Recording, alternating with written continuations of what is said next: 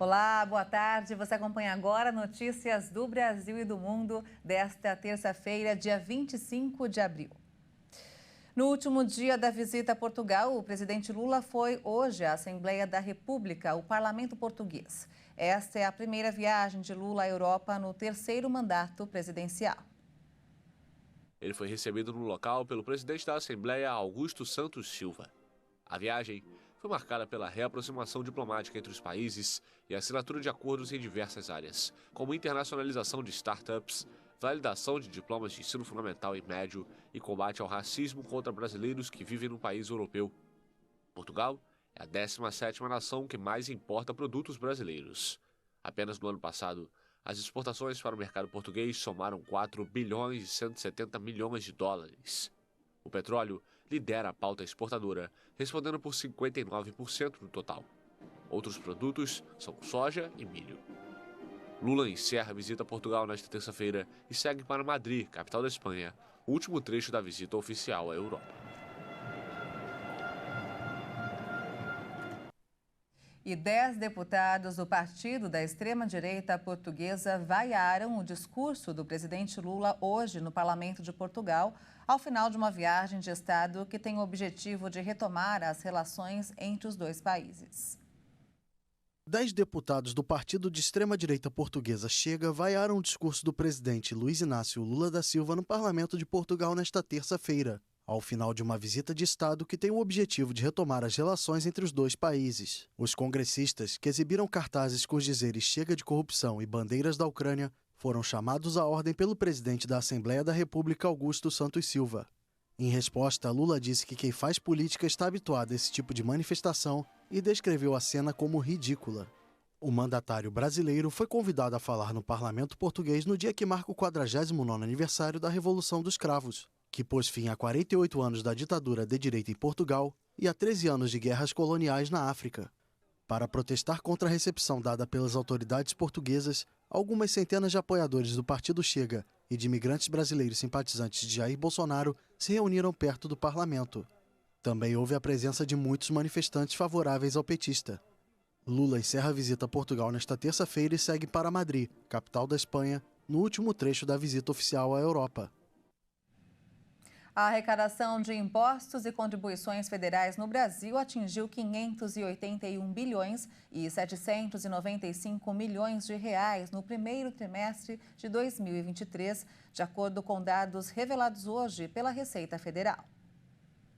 O valor corresponde ao melhor desempenho arrecadatório para o período desde 1994, ano que marca o início da série histórica.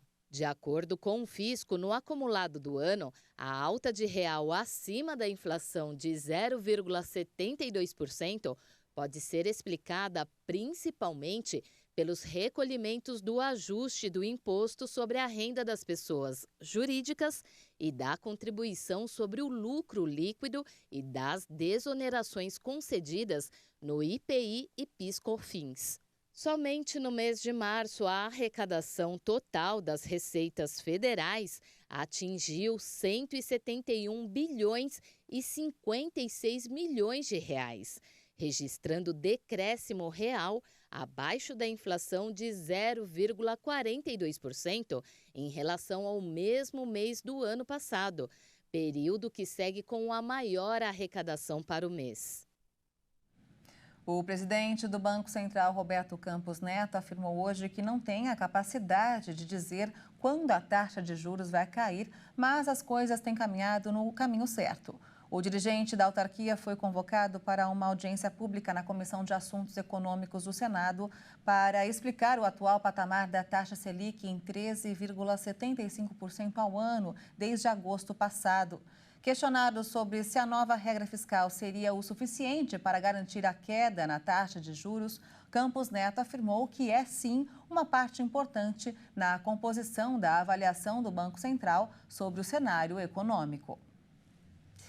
Em viagem a Taiwan, o presidente da Guatemala prometeu continuar sendo um sólido aliado da ilha de regime democrático. O país da América Central é um dos poucos a reconhecerem Taipei, que vive sob a constante ameaça de uma invasão chinesa.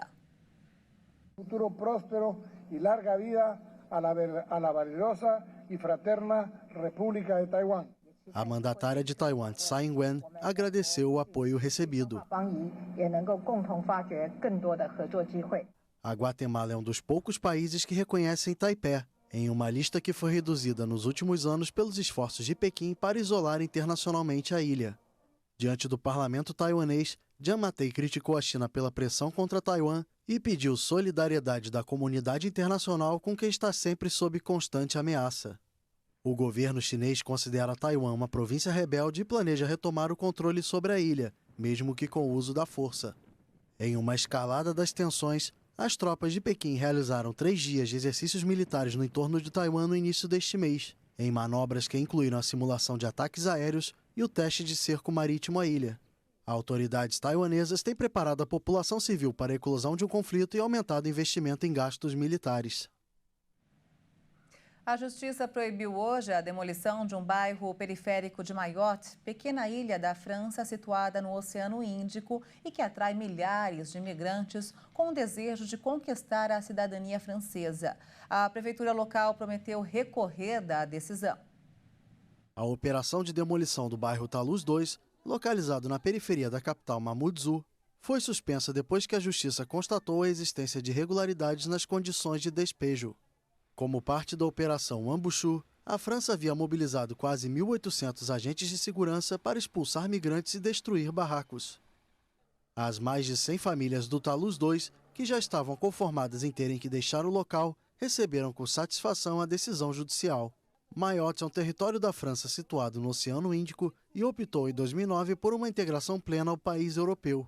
Com a possibilidade de obterem a cidadania francesa, muitos migrantes de países pobres vizinhos, a exemplo de Comores e Madagascar, se estabelecem regularmente na ilha. Mayotte registra todo ano a chegada de milhares de pessoas procedentes de regiões próximas em embarcações improvisadas chamadas de kwassa-kwassa. Segundo a agência de estatísticas INSS, a ilha tem cerca de 350 mil habitantes e quase metade não possui nacionalidade francesa. 77% dos moradores vivem abaixo da linha da pobreza. A prefeitura de Mayotte disse à AFP que vai recorrer da decisão que impediu a demolição do bairro de Talus 2. E essa edição fica por aqui. Você acompanha outras informações às 5 da tarde com Beatriz do Vale. Eu volto no jornal das 18h30 ao lado de Juliana Dariva. Até lá.